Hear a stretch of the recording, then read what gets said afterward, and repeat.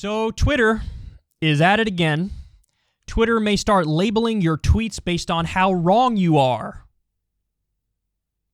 Labeling your tweets based on how wrong you are.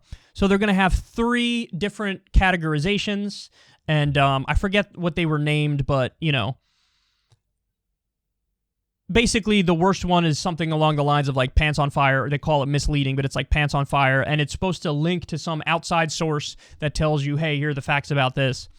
Now, we don't know for sure if they're going to roll this out, but the person who tweeted about this was correct in regards to other things that Twitter did roll out as well, like the tip jar, among other things.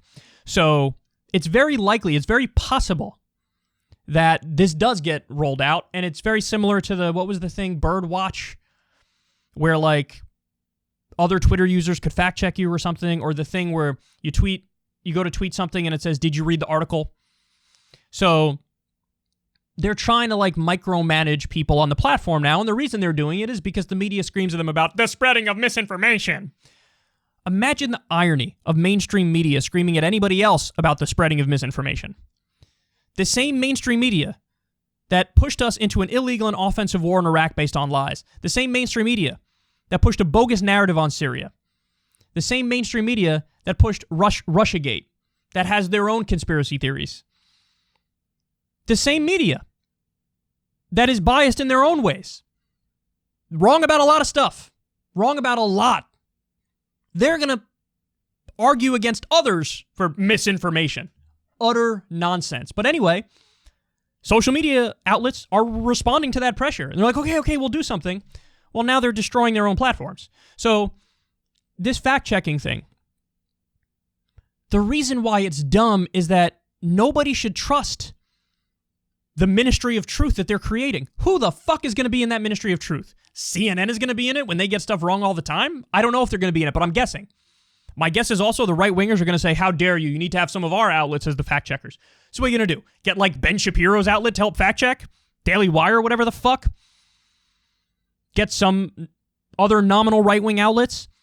Get PolitiFact, who, by the way, has repeatedly got stuff wrong. They just had to correct an article on the lab leak theory for COVID, because they originally said it was pants on fire. Now they're like, nah, maybe not so pants on fire. So who's going to watch the Watchmen? You can't create a ministry of truth because nobody has a monopoly on the truth. We're all trying our best. And by the way, we all have our own ideological framework and prism that we view the world through. So why are we pretending like anybody could have all the knowledge in the world? So I don't trust how they're going to fact check this. I don't trust, you know, whoever would make the decisions, and you shouldn't either. And so I think it's a terrible idea, and there's no way you could roll it out effectively, and also it's going to piss people off.